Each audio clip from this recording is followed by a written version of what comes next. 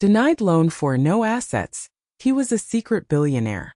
The air in the opulent, wood-paneled boardroom crackled with an almost palpable tension, a peculiar mix of anticipation and thinly veiled disdain. It was a tension Augustus Finch knew well, a silent hum of power dynamics and thinly stretched patience that he had orchestrated with meticulous care. At the head of the polished mahogany table sat Augustus, or rather, the man everyone present believed to be Arthur Pendleton. His threadbare suit, a carefully selected garment from a thrift store far from his usual bespoke tailor's, hung loosely on his gaunt frame, a stark and deliberate contrast to the tailored finery of the executives and family members arrayed around him. His once vibrant blue eyes, now clouded by a cataract in one and a film of weariness in the other, both artfully enhanced by his discreet team, scanned the faces before him. He observed each flicker of expression, each telltale gesture. Octavian Finch, his grandnephew, fidgeted impatiently, a silk pocket square meticulously folded in his breast pocket, his gaze flitting towards the grand double doors as if expecting an important arrival, perhaps a true dignitary, certainly not the pauper sitting before them. Beside him Seraphina, Octavian's wife, feigned polite attention, though a subtle curl of her perfectly glossed lip betrayed her true feelings, a fleeting glimpse of the contempt Augustus had come to know so intimately. Miss Evelyn Thorne, the stern-faced bank manager, sat rigidly upright, her posture a testament to professional froideur, her gaze darting between the old man and the discreetly placed clock on the wall, her impatience a palpable thing that grated on Augustus's nerves. "The game, as they say," Arthur Pendleton rasped, his voice a dry whisper, deliberately gravelly, yet it seemed to carry an unexpected weight, a resonant hum that momentarily silenced the room. "Is finally over." A low, collective murmur rippled through the room. It was the sound of confused dismissal, a barely contained scoff. Octavian let out a dismissive chuckle, barely bothering to conceal it, a sound that always grated on Augustus's ears. "Oh, Arthur, please. Must you always be so dramatic? We've indulged your presence long enough. Uncle Augustus will be here any moment for the foundation announcement. Perhaps you should wait outside." The words were laced with an arrogance that Octavian wore like a second skin, an entitlement born of inherited wealth and a profound lack of self-awareness. Seraphina offered a saccharine smile that didn't reach her eyes, a performance of politeness that was entirely transparent to Augustus. "Yes, Arthur dear. Wouldn't want to cause any undue fuss. This is a very important day for the family, for Omnicorp. For the Finch legacy." Her words dripped with a possessive pride that grated on Augustus's ears, even from behind his carefully constructed facade. It was a legacy they felt was theirs by right, not by merit or effort. Miss Thorne merely cleared her throat, her expression unreadable, though a hint of exasperation flickered in her eyes, a momentary break in her professional armor. She had seen countless such individuals, clinging to the fringes of wealth, hoping for a handout, a scrap of recognition, a last-ditch plea for charity. This old man was no different, a drain, a nuisance, an unquantifiable risk to be swiftly dismissed. Her coldness was a professional virtue, a shield against sentiment. Augustus, in his guise as Arthur, allowed a faint, knowing smile to touch his lips. It was a subtle, almost imperceptible curve, a silent acknowledgement of their blindness. He observed their reactions, each gesture, each dismissive glance, each barely suppressed sigh of impatience. They saw an old man, a charity case, a potential embarrassment, a relic from a past they wished to forget. They had no idea they were looking directly at the very architect of their futures, or rather the demolition of them. He had patiently, meticulously observed their true colors for weeks, perhaps months, not just in their direct interactions, but in their casual conversations, their offhand remarks, their unfiltered reactions to news of misfortune. The masterpiece of their hypocrisy was now complete, every brushstroke a calculated observation. The stage was set, the audience, oblivious to the true drama unfolding, was ready. The revelation was but moments away, and the sweet, terrible irony of it all filled Augustus with a profound, almost mischievous satisfaction. He had always enjoyed a well-executed plan, but this one carried a personal weight, a catharsis that few could ever truly understand. Augustus Finch at 78 was a titan of industry, a name whispered in boardrooms and revered in Silicon Valley, synonymous with innovation and immense wealth. He was the reclusive founder of Omnicorp, a global tech conglomerate that had, for better or worse, shaped the modern world.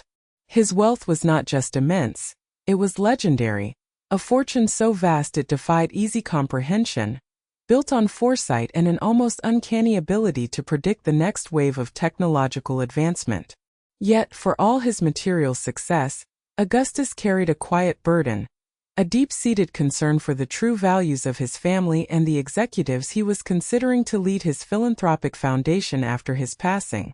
He had built an empire on innovation and a surprisingly ethical compass for his time, navigating the cutthroat world of tech with a moral code that often seemed anachronistic. But he saw the world around him, and particularly his inner circle, drifting towards an abyss of superficiality and greed, valuing appearance over substance, profit over people. For years, Augustus had observed his grandnephew, Octavian, with a growing sense of disappointment that had slowly curdled into a cold certainty. Octavian, the presumptive heir, was a man consumed by image, a master of self-promotion, a connoisseur of all things opulent. His ambition was boundless, but it seemed to be entirely directed towards personal gain and social climbing, not genuine contribution to society. He rarely read a book that wasn't a business manual, and his conversations revolved around market share and luxury acquisitions. Octavian's wife, Seraphina, was a socialite of the highest order, her life a carefully curated gallery of designer labels, exclusive parties and superficial charity events, where the photo opportunity far outweighed the actual cause. He had once overheard her complaining about the boredom of a soup kitchen visit, only brightened by the chance to wear a new designer coat. They spoke often of the Finch legacy, but Augustus knew, deep in his bones, that they only envisioned it as a gilded cage for their own self-aggrandizement, a shield behind which to pursue their own shallow desires. The thought of entrusting his beloved philanthropic foundation, a project he envisioned as his true legacy for humanity, a way to return some of the vast wealth he had accumulated to the world that had given him so much, to such hands was anathema to him. He had seen too many charitable organizations become mere tax shelters or vanity projects for the wealthy, their noble intentions diluted by self-interest. He needed to know with absolute certainty that the people he chose would uphold the foundation's true mission, to foster innovation, alleviate suffering and truly make a difference in the world, not just their bank accounts. This foundation was to be the capstone of his life's work, a testament to what wealth could achieve when guided by genuine compassion. His trust in people, especially those in his orbit, had waned over the decades. He had witnessed countless betrayals, countless acts of avarice masked by polished smiles and empty promises. The idea for the test had germinated slowly, a seed planted by his growing disillusionment. He had read stories, perhaps seen old films, about powerful individuals adopting disguises to gauge the true nature of their subjects. The concept resonated deeply with him. It offered a direct, unfiltered glimpse into the human heart.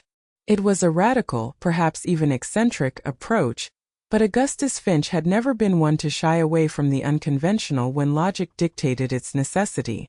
He needed to strip away the layers of pretense, the deference given to wealth and power, and see people for who they truly were when confronted with vulnerability, with perceived weakness, with someone who offered them nothing. The persona of Arthur Pendleton began to take shape in his mind with meticulous detail. He would be an elderly widower, frail, disheveled, appearing without any visible assets, carrying the quiet dignity of someone who had once had more but was now utterly alone. His story would be simple, heartbreaking, a fabricated medical emergency for a non-existent niece, requiring a modest loan, just enough to be significant to a poor man, yet trivial to the truly wealthy. He chose a small local bank, Omnibank, one known for its community ties, hoping to observe the microcosm of society it represented.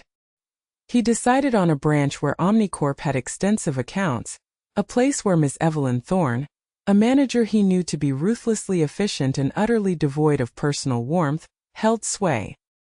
He had observed her from afar for years, a woman whose professional demeanor was a fortress, and he wanted to see if even a crack could be found in its unyielding facade. He wanted to see how the system, and the people within it, treated someone utterly powerless. His team, a small, fiercely loyal group of confidants, his chief legal counsel Alistair Reed, his head of security, and a trusted personal assistant, helped him orchestrate the deception. They set up shell companies, created false paper trails, and ensured his disappearance from public life was seamless, attributed to a health retreat abroad, a plausible excuse for a man of his age and stature. He carefully selected his wardrobe, worn suits, scuffed shoes, a cheap, tattered briefcase that had seen better days. He practiced his gait, his slightly hunched posture, the tremulousness in his voice, every detail rehearsed until it felt natural. He even had a small amount of makeup applied to age his already venerable features, to accentuate the lines of worry and poverty that were so foreign to his true life. It was more than a disguise. It was an immersion, a profound commitment to experiencing the world from a vantage point he had never known, to feel the chill of indifference and the sting of dismissal. His heart, though heavy with the potential for further disappointment, also held a sliver of hope. He yearned to find someone, anyone, who saw beyond the surface, who valued empathy over assets, compassion over calculation. The test was not merely to expose the bad. It was, more importantly, to discover the good. He believed that even in the most hardened of systems, a flicker of true humanity might still exist. And so, with a quiet determination, Augustus Finch vanished, and Arthur Pendleton emerged, stepping into a world that would treat him with a chilling indifference he had never imagined possible, a world where his immense fortune meant absolutely nothing. The transformation was complete, and the world was ready to deliver its verdict. Arthur Pendleton, a ghost of Augustus Finch's former self, began his carefully orchestrated interactions, each one a brushstroke on the canvas of human nature, a calculated experiment in societal response to vulnerability. His first target was his own blood, Octavian and Seraphina. Arthur, looking every bit the destitute relative, arrived unannounced at Octavian's sprawling mansion, a monument to their inherited, yet unearned privilege, gated and guarded like a medieval fortress. The gate guard, initially bewildered by the shabby figure claiming kinship to the Finches, reluctantly allowed him entry after a tense phone call to Octavian, the guard's skepticism evident even through the intercom. "Arthur, what on earth are you doing here?" Octavian exclaimed, his voice a strained whisper as he ushered Arthur into a rarely used, dimly lit study, away from the prying eyes of his staff and any potential social visitors. The room reeked of stale cigars and forgotten aspirations, a place where unpleasantness could be contained. Seraphina, draped in a silk robe, appeared moments later, her eyes narrowing as they swept over Arthur's disheveled appearance. A faint wrinkle of disgust formed between her perfectly sculpted eyebrows, as if he were an unpleasant odor that had just wafted into her immaculate home. Arthur, playing his part with convincing desperation, explained his fabricated plight. "My dear niece Alara, she's been taken ill, a rare, debilitating condition. The medical bills are astronomical, and I have nothing left. I've sold everything I own, but it's not enough. I just need a small loan, enough to cover the initial treatment, just to get her into the specialist's care. I wouldn't ask, but your family, the only ones I have left in this world." He looked at them with an earnest, pleading gaze, allowing a tear to well in his eye, forcing it through sheer mental will. It felt humiliating yet necessary. Octavian shifted uncomfortably, his gaze darting around the lavish room as if seeking an escape from the unpleasant intrusion. "Arthur, you know how things are. Family is family, of course, absolutely, but our finances are complicated. All tied up in investments, you see. Long-term portfolios, not liquid assets. We simply don't have liquid funds lying around for emergencies like this. It's a very unfortunate situation, truly, but our hands are tied." He offered a weak, insincere smile, a practiced gesture that conveyed politeness without genuine concern. Serafina chimed in, her voice dripping with artificial sympathy, as if reading from a script. And you know, Arthur, with Uncle Augustus being so particular about discretion, we simply can't be seen to be extending family favors outside of the official channels. It would look terribly unprofessional, wouldn't it? It could jeopardize our position with the foundation, which, as you know, is his most important legacy. Perhaps you could approach one of the charities? There are many wonderful organizations that assist with medical needs, specifically for rare diseases. She made a vague gesture with her hand, clearly dismissing the entire matter, her mind already on her next social engagement. Augustus, listening from within Arthur's skin, felt a familiar pang of disappointment, yet it was tinged with a detached, almost scientific interest. They were exactly as he had predicted, utterly devoid of genuine compassion, their concern solely for their image and their perceived financial stability, their every thought centered on their own advancement. Octavian finally pulled a crisply folded $100 bill from his wallet, extending it as if it were a king's ransom, an act of supreme generosity for a beggar. Here, Arthur, for your taxi fare, and perhaps a decent meal. I truly wish we could do more, but you understand.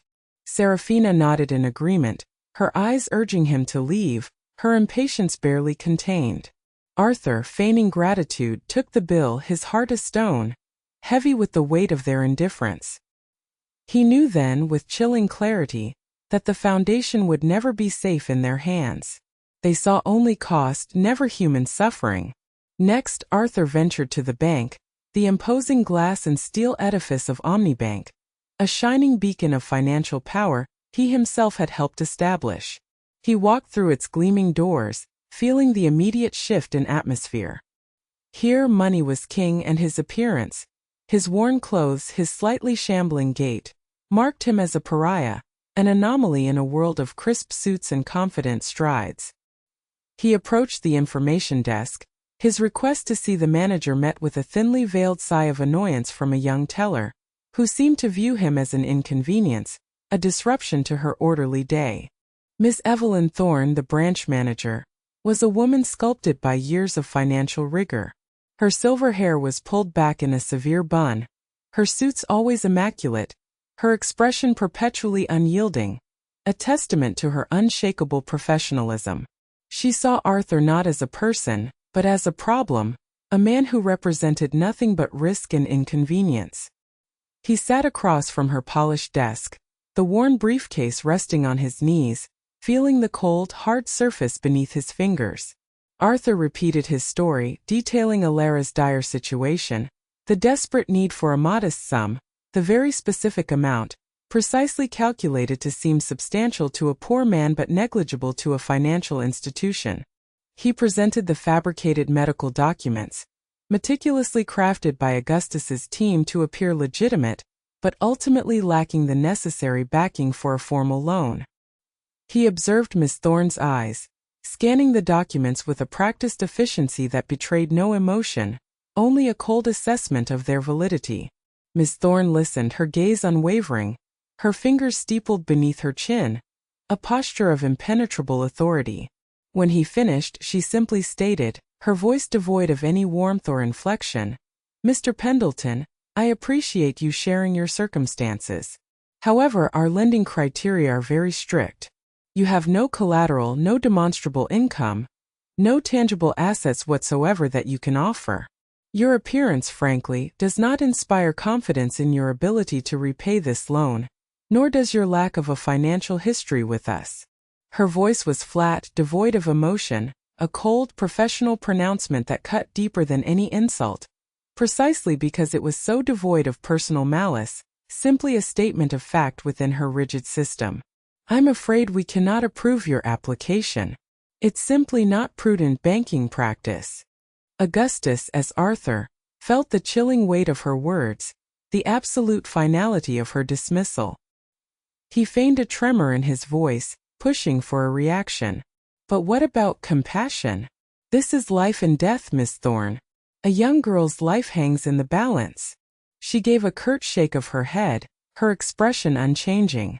Compassion, Mr. Pendleton, does not factor into a loan application. We are a financial institution, not a charity. Our role is to manage risk, not to dispense aid. I suggest you explore social services or family assistance. Perhaps a reverse mortgage if you own property?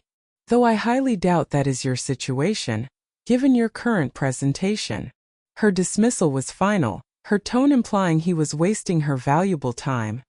Time that could be spent on profitable clients. She stood, signaling the interview was over. Arthur rose slowly, his shoulders slumped in feigned defeat, the shame of rejection a bitter taste in his mouth.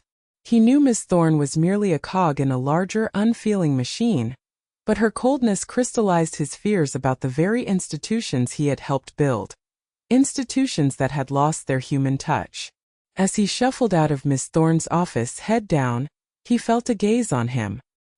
He subtly lifted his eyes and saw a young woman, perhaps in her mid-20s, looking up from her cubicle.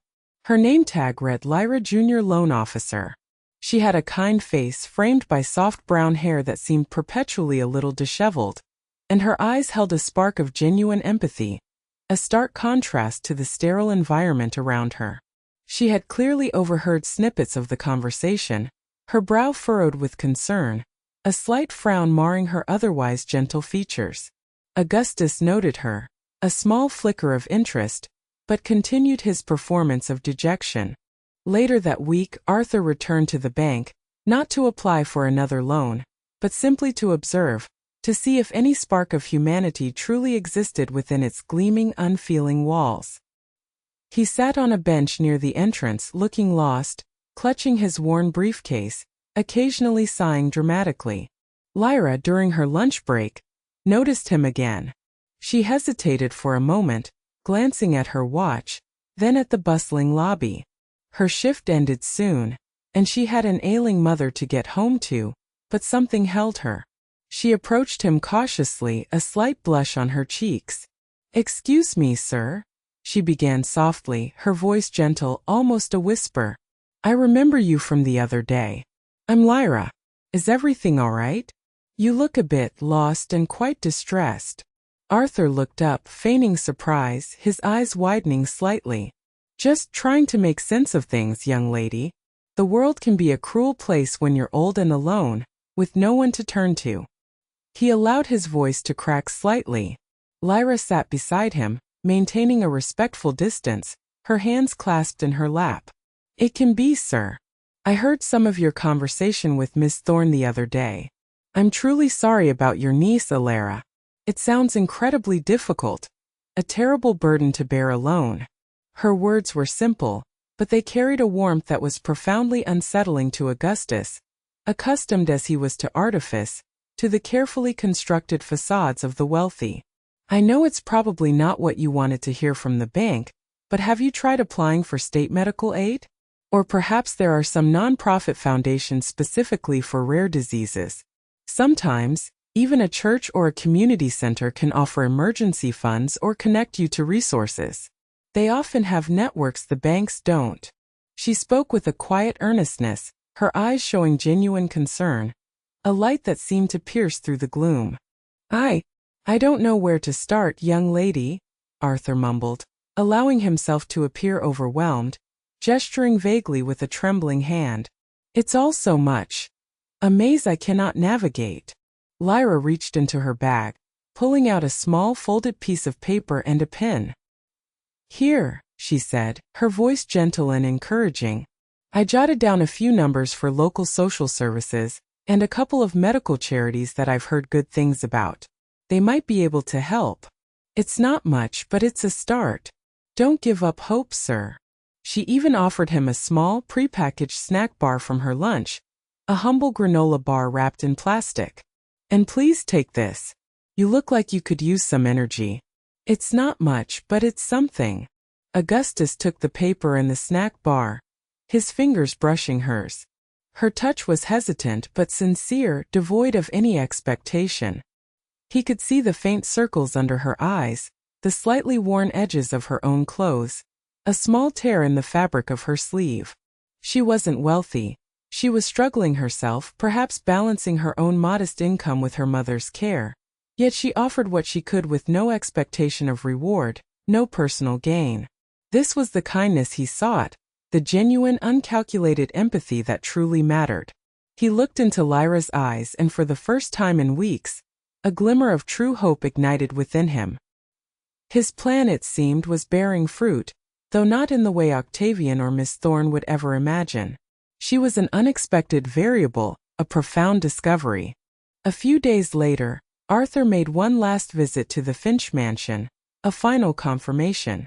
He spotted Octavian and Serafina leaving for a high-profile charity gala, their limousine waiting, its engine idling silently. They were adorned in evening wear, their faces alight with the self-congratulatory glow of public philanthropy. He approached them, feigning an even deeper state of despair, his shoulders more slumped, his breathing more labored. "The situation has worsened, Octavian. Alara. She needs specialized medication now. It's urgent. The doctors say she has only days. Please, I beg you. Just a small sum, a fraction of what you spend on one of these galas. I'll pay you back, I swear, somehow." Octavian's jaw tightened. He glanced nervously at the chauffeur and the passing paparazzi, then at his exquisite watch. "Arthur, for heaven's sake. Not now. Can't you see we're busy? This is a very important event for us. A fundraiser for the Children's Hospital. You're making a scene, drawing unwanted attention." His voice was a harsh whisper, filled with barely contained fury. Serafina stepped forward, her voice a low, furious hiss, her face contorted with a mixture of fear and rage. "You are an absolute embarrassment. Do you understand? We told you to go to the charities. We've given you all we can. That $100 was more than enough. If you don't leave now, I will call security, and they will remove you, kinship or not. You're tainting our reputation." Her eyes, usually so calculating, flashed with genuine fury, born of fear that his presence might tarnish their carefully constructed image, might ruin their carefully cultivated social standing. Augustus, as Arthur, felt a cold, hard resolve settle in his chest. He saw not just greed, but a chilling lack of humanity, a willingness to sacrifice a perceived family member for the sake of appearances. They were not merely indifferent, they were actively hostile to anyone who threatened their carefully curated facade of perfection. He nodded slowly, feigning defeat, allowing his head to drop. "I understand," he whispered, his voice barely audible, tinged with a bitterness they wouldn't detect. "I understand perfectly." He turned and walked away, leaving them to their superficial world, a world he now knew he could never entrust his legacy to. The test was truly complete, the results undeniable. The grand ballroom of the Omnicorp Tower shimmered under the opulent chandeliers, a testament to wealth and power, a stage set for a grand announcement. Today was the day. The annual Omnicorp shareholders meeting and, more significantly, the highly anticipated announcement of the new leadership for the Augustus Finch Philanthropic Foundation. Octavian Finch, impeccably dressed in a bespoke suit of the finest Italian wool, moved through the crowd with an air of self-importance, a preening peacock among lesser birds, accepting congratulations he believed were already his due. Serafina, resplendent in a sapphire gown that glittered with thousands of hand-stitched beads, clung to his arm, her smiles dazzling, her eyes constantly scanning for influential faces, ensuring they were seen by the right people. Miss Evelyn Thorne was also present, having been invited as a representative of Omnibank, a key financial partner. She stood by the buffet, exchanging pleasantries with other banking executives, her posture as rigid and professional as ever, her expression a mask of detached competence. The atmosphere was charged with anticipation, a celebratory hum of success and influence, a buzz of whispers about who would inherit the mantle of Finch philanthropy. The stage was set, the velvet curtain drawn, concealing the dramatic reveal. The CEO of Omnicorp, Marcus Thorne, no relation to Evelyn, a fact Augustus found amusingly ironic, a man Augustus trusted implicitly, stepped to the podium. "Ladies and gentlemen, distinguished guests, welcome. Today marks a momentous occasion in the history of Omnicorp, and indeed, in the philanthropic world. After much deliberation and careful planning, Mr. Augustus Finch himself will join us to announce the future leadership of his most cherished endeavor, the Augustus Finch Philanthropic Foundation. A ripple of excitement went through the crowd. Augustus Finch rarely made public appearances. He was almost a mythical figure, a recluse whose presence was a rare event. Octavian puffed out his chest, a smug smile playing on his lips, already envisioning the applause, the flash of cameras, the headlines announcing his ascendancy to the prestigious role. Serafina squeezed his arm, her eyes shining with triumph, already planning the next season's charity balls and the new social standing that would come with it. Miss Thorne straightened her already perfect posture, ready to witness a historical moment, a validation of the financial world she so rigidly upheld. Suddenly, a hush fell over the room as the grand double doors at the back of the ballroom swung open, almost silently as if on cue. All heads turned, a collective intake of breath. A chauffeur, pristine in uniform, held the door to reveal a sleek, custom-built limousine, its polished surface gleaming under the lights. From it emerged not a frail old man, but a figure of immense gravitas and power, a presence that immediately commanded attention. Augustus Finch. He was dressed in a perfectly tailored dark suit that exuded quiet authority, a stark contrast to the worn threads of Arthur Pendleton. His silver hair, meticulously styled, gleamed under the lights, each strand in place. His eyes, now clear and piercing, devoid of any cataracts or feigned weariness, swept over the stunned faces in the room. He walked with a firm, unhurried stride, every step radiating a silent power that compelled attention, a man fully in command of his world. An equally impeccably dressed man, his chief legal counsel, Mr. Alastair Reed, followed a respectful pace behind him, his presence further solidifying Augustus's authority. A collective gasp swept through the room, a wave of shock and disbelief. Whispers erupted, quickly dying down as Augustus reached the stage, his gaze locking onto specific individuals in the crowd, a chilling intensity in his eyes. Octavian's face, moments before flushed with anticipation, drained of all color, turning a sickly pale.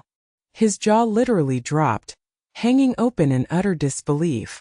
Serafina's triumphant smile dissolved into a mask of pure horror, her sapphire gown suddenly seeming to weigh her down, a heavy burden rather than a symbol of triumph. Miss Thorne, who had been on the verge of taking a sip of champagne, froze, the glass halfway to her lips, her eyes widening in disbelief, a dawning comprehension chilling her to the bone.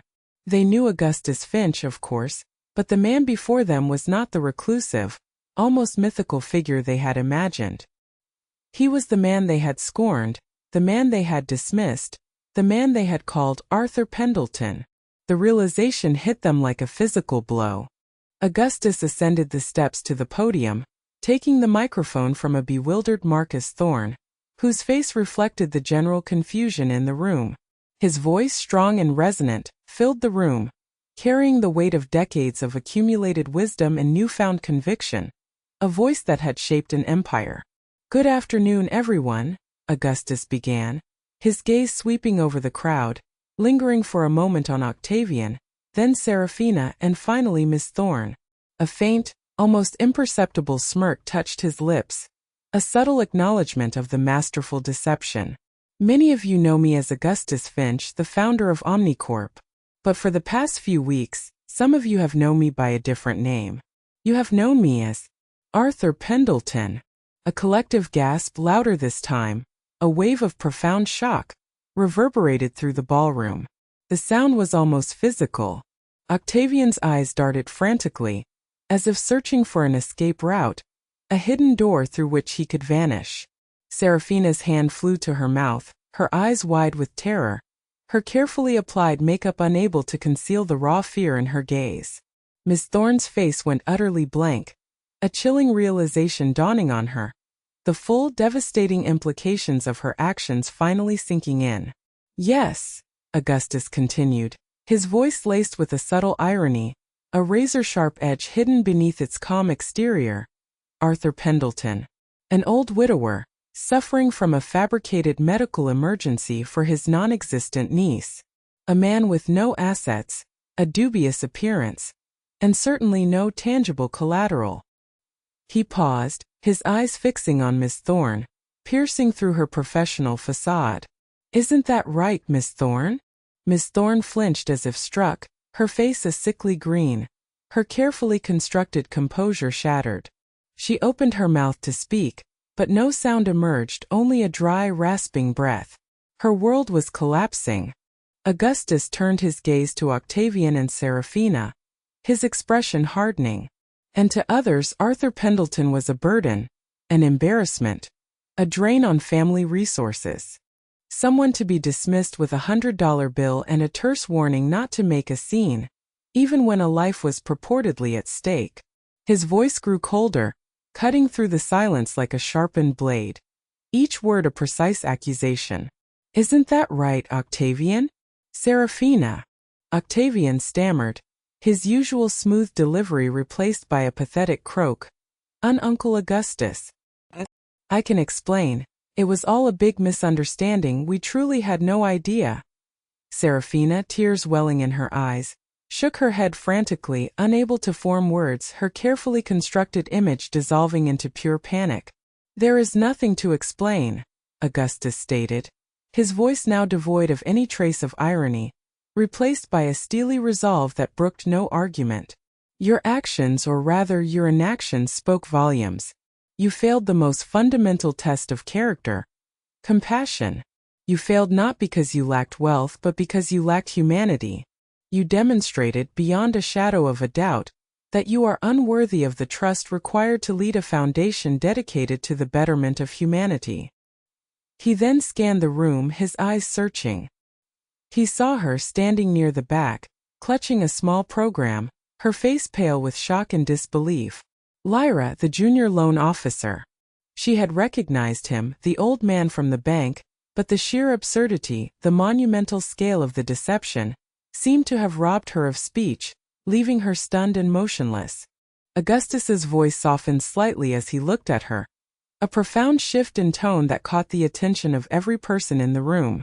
However, in the darkness of profound disappointment, a single brilliant light shone through.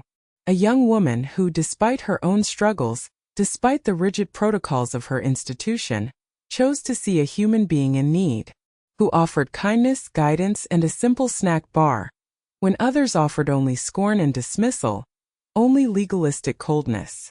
He extended a hand towards Lyra, a powerful gesture beckoning her forward. "Lyra, please come up here."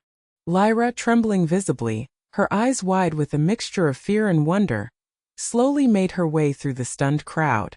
Every eye was on her, the unassuming junior loan officer suddenly thrust into the blinding spotlight, the center of an unfolding drama. She reached the stage, her gaze still fixed on Augustus, her mind struggling to reconcile the two images of the man before her. The frail, desperate Arthur and the commanding, powerful Augustus Finch. "This," Augustus declared, his voice ringing with conviction, resonating through the vast ballroom, "is the kind of character, the kind of integrity, the kind of true humanity that the Augustus Finch Philanthropic Foundation desperately needs. This is the person who understands that true wealth lies not in assets, but in compassion, in empathy, in the willingness to extend a helping hand when there is nothing to gain." The room was utterly silent, the revelation hanging heavy in the air. A profound truth unveiled. The masks had fallen, and the true faces of greed, indifference, and genuine kindness were laid bare for all to see, undeniable and immutable. The aftermath of Augustus Finch's revelation was swift, brutal, and utterly devastating for those who had failed his test. The grand ballroom, moments before a scene of celebratory anticipation, transformed into a theater of public humiliation and professional ruin, a stark display of justice delivered without mercy. Octavian Finch, his face a mask of abject terror, lunged forward, stumbling over his own feet, his hands outstretched in a futile plea. "Uncle Augustus, please. It was a misunderstanding. We didn't know. How could we have known? You must believe me, I was just trying to protect the family name, the foundation's image, that's all." His voice was a desperate whine, stripped of all its usual arrogance, reduced to the pathetic blubbering of a cornered rat. He looked utterly broken, exposed to the world. Serafina, meanwhile, had collapsed onto a nearby chair, burying her face in her hands, her sapphire gown now a shroud rather than a symbol of triumph. Her sobs echoed faintly in the stunned silence, a chilling soundtrack to her downfall. Her carefully constructed world of designer labels and exclusive social circles was crumbling around her. She knew with chilling certainty that her name would be mud, her invitations rescinded, her every move scrutinized with a cruel, mocking glee by the very society she had so desperately sought to conquer. The thought of the tabloid headlines, the endless gossip, sent shivers down her spine. Augustus regarded Octavian with a cold, unforgiving stare, his eyes devoid of any lingering affection. You knew exactly what you were doing, Octavian. You saw an old man in need, a perceived weakness, and you chose to dismiss him. You chose to protect your image, your position, your precious family name, over a fundamental act of human decency. You spoke of protecting the family legacy, but you neglected the very values upon which that legacy was built: integrity, compassion, and a genuine concern for others. You are not fit to carry the name, let alone lead its most important endeavor. He gestured to Mr. Reed, his legal counsel, who stood impassively at the side of the stage, a silent, efficient executor of Augustus's will. Mr. Reed, please proceed with the revised announcements. Let the truth be known. Mr. Reed, his face impassive, his voice clear and resonant, stepped forward. Effective immediately, Mr. Octavian Finch's position as President-designate of the Augustus Finch Philanthropic Foundation is hereby rescinded. Furthermore, all family trusts and endowments previously allocated to Mr. Octavian Finch and Miss Serafina Finch, outside of a very modest, legally mandated living allowance to prevent destitution, are to be immediately frozen and reallocated to the foundation. He continued, detailing the intricate legal clauses that ensured Octavian and Serafina would retain very little of their expected inheritance, certainly not enough to maintain their extravagant lifestyle. Their assets, their properties, their social standing, all of it was tied to the Finch name and the vast wealth they had believed was their birthright. With the name tarnished and the wealth redirected, they were effectively stripped bare, reduced to mere shadows of their former selves. The legal details, meticulously prepared, left no loopholes, no avenues for appeal. Octavian let out a guttural cry of despair, a raw, animalistic sound. No, you can't do this. This is outrageous. I'll sue. I'll fight this in every court. But his words were hollow, already echoing in an empty chamber, devoid of any real power. He knew, everyone knew, that Augustus Finch had anticipated every possible legal challenge, every desperate maneuver, and had meticulously closed every loophole. Serafina raised her head, her face blotchy with tears and mascara streaks. She turned on Octavian, her voice rising to a shriek, shrill and accusatory. This is your fault, Octavian. Your fault. Always so greedy, so uncaring. Always thinking only of yourself. You ruined everything. Our lives, our future. All of it gone because of your arrogance. Their public recriminations devolved into a pathetic, whispered argument, a final ugly display of their true colors, witnessed by hundreds. Their fall from grace would be spectacular, and the media, already buzzing, their cameras flashing relentlessly, would ensure every detail was splashed across every front page, every news channel. Their lavish mansion, their luxury cars, their designer clothes, all would be gone, sold off to recoup what they had lost. Their carefully cultivated social circle would vanish overnight, replaced by the crushing weight of ostracism and ridicule. They were banished not just from the family, but from the very echelons of power and influence they had so craved. Miss Evelyn Thorne, witnessing the unraveling, felt a cold dread seep into her bones, chilling her to the marrow. She knew her career was over irrevocably. Augustus Finch, the founder of Omnicorp, the man whose accounts sustained a significant portion of Omnibank's profits, had been publicly humiliated by her. He hadn't even needed to speak directly to her employer, the CEO of Omnibank. The mere mention of her name, the subtle accusation, the public exposure of her lack of empathy in the face of perceived weakness, was enough. She envisioned the inevitable phone call from her superiors, the polite but firm dismissal, the black mark on her professional record that would follow her wherever she went, a stain that could never be removed. The unfeeling system she had so diligently upheld, the very principles of cold, calculated finance, was now turning on her, a victim of her own rigorous, unyielding professionalism. She simply stood there, a statue of impending doom, her perfectly coiffed hair and severe suit unable to protect her from the fallout that would inevitably follow. The silence of the room, punctuated only by the clicks of cameras, was deafening. Then Augustus turned his full attention to Lyra, who stood beside him, still trembling, her eyes wide with a mixture of wonder and disbelief, unable to grasp the magnitude of the moment. "Lyra," he said, his voice kind yet firm, imbued with a deep respect, "you showed me what true character is. You showed me compassion when it was least expected, and when it cost you nothing but your own small effort, a few moments of your time, a few kind words, a simple snack bar. That is the essence of true leadership, the essence of the Finch Foundation's mission. To uplift, to support, to truly make a difference." He paused, a gentle smile gracing his lips, a rare genuine expression of warmth. "Therefore, effective immediately, I am appointing you the new Chief Executive Officer of the Augustus Finch Philanthropic Foundation. This role comes with a substantial salary, full control over the Foundation's vast resources, and a mandate to pursue projects that truly impact humanity, with an ethical compass as your sole guide." Lyra gasped, her hand flying to her mouth, tears streaming down her face, tears of shock, of overwhelming gratitude, of a life irrevocably changed. "Mr. Finch, I don't know what to say. I'm just a junior loan officer. I don't have experience managing something of this scale. It's too much." Her humility was genuine, untouched by ambition, a testament to her pure heart. Augustus chuckled softly, a warm, resonant sound. "Experience, Lyra, can be taught. Compassion, integrity, and a true heart cannot. You possess the most vital qualifications, the ones that money cannot buy and education cannot fully instill. We will provide you with the best mentors, the best training, and all the support you need to excel." Furthermore, he added, a twinkle in his eye, a touch of his old mischievousness returning, "as a token of my profound gratitude, and to ensure you have a comfortable start in your new life, a fully paid-off home in a quiet, beautiful neighborhood, along with a significant personal endowment, will be transferred to your name by the end of the week. No more struggles, Lyra.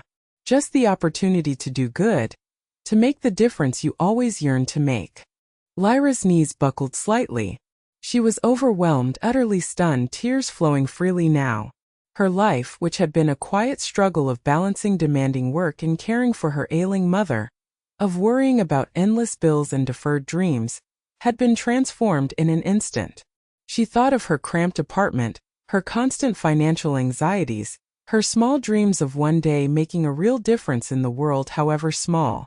Now, an entire universe of possibility had opened up before her, simply because she had offered a kind word and a snack bar to an old man in need. She looked at Augustus, her benefactor, her eyes filled with a gratitude so profound it needed no words.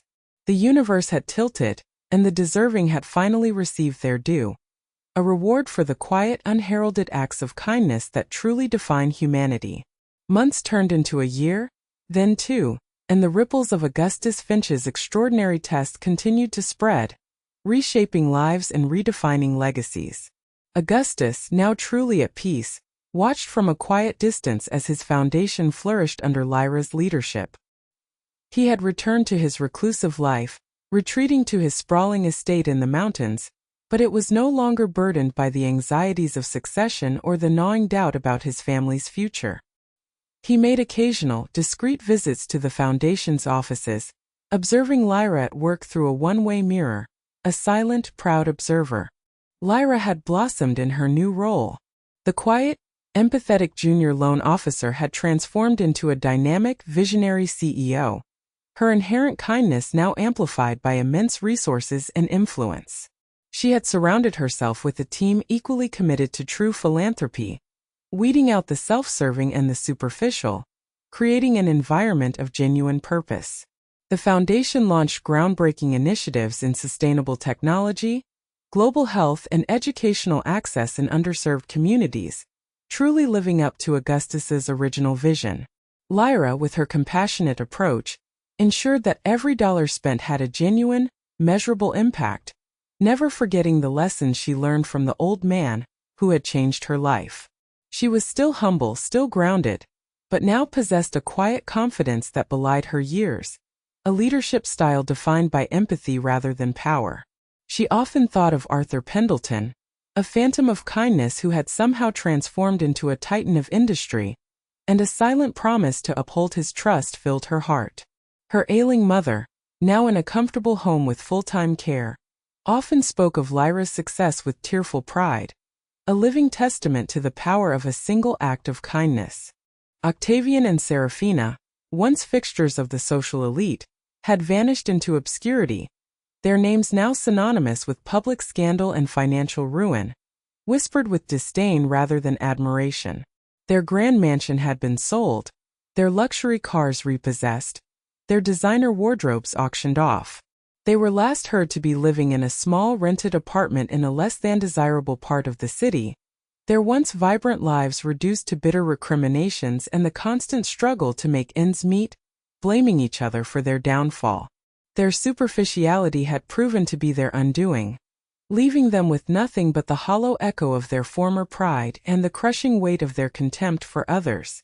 Miss Evelyn Thorne, unable to secure another position in the banking sector due to the whispers and the unspoken blacklisting that followed her, had found herself working a low-paying clerical job in a small provincial accounting firm, her rigid efficiency now applied to mundane tasks, a stark reminder of her unyielding past.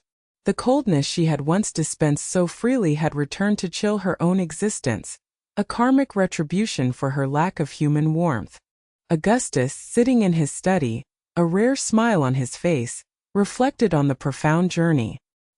He had sought to unmask the true nature of humanity, and he had succeeded. He had found greed, deceit, and chilling indifference in those closest to him, those he had groomed for power, those he had mistakenly believed would carry on his legacy. But he had also found, in the most unexpected of places, in a quiet cubicle within a cold financial institution, a beacon of pure, unadulterated kindness, a light that shone brightest when the world was darkest. He had learned that true character is not forged in the crucible of wealth or privilege, but in the quiet acts of empathy when no one is watching, when there is nothing to gain, when the only reward is the act itself. He had ensured his legacy would be one of genuine good, steered by a heart as pure as any he had ever encountered, a heart that beat for humanity, not for profit. The world, in its vast, intricate tapestry, often reveals its true colors only when stripped of its superficial adornments. It is in the shadows, when the spotlight of power and prestige is absent, that one truly sees the metal of a soul. And as Augustus Finch knew with a certainty born of experience, acts of genuine kindness, no matter how small, are never truly forgotten. They are, in fact, the most valuable assets one can possess, for they always, in time, find their most extraordinary and fitting reward. If you were captivated by Augustus Finch's extraordinary test of character, and the shocking revelations it brought to light, then you're in the right place. We specialize in unraveling complex human dramas, exposing hidden truths, and celebrating the triumph of good over greed. Don't miss another incredible story like this one. Make sure to subscribe to our channel and hit that notification bell, so you're always the first to know when a new video drops. We love hearing your thoughts. What did you think of Augustus's elaborate plan? Did Octavian and Seraphina get what they deserved? And what about Lyra? Do you believe kindness always finds its reward? Share your comments below. Your insights fuel our next deep dive into the fascinating world of human nature.